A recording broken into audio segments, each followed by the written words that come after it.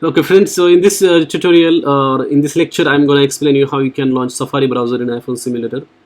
So let's get started.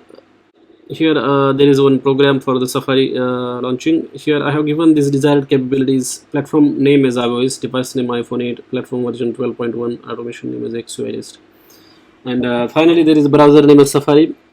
So this is fixed like XUI-REST. You have to give it that XUI-REST for latest versions of iOS, and Safari. This is also fixed capability. What will change for you is these two capabilities: device name and platform version. So you can find that by going to the simulator, and then you can check there what is the version available with you and what simulators are available. So you can see I have selected iOS 11.0 and iPhone 8. So based upon your simulator, you can give your emulator names like device name and platform version, and rest of the things in this code will remain same. Make sure that your Appium is started, Appium server is started, and it is running on default port, that is 4723. Once this is up and running, you can go ahead and execute your code.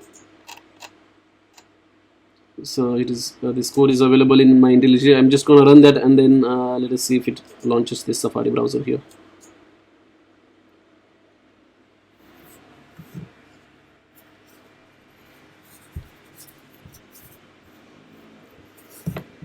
So meanwhile the code is running, let me tell you that I have got 10 years of experience in Appium and Selenium. So if you have any kind of questions related to Selenium or automation in general, contact me, and I bet you that I will definitely help you.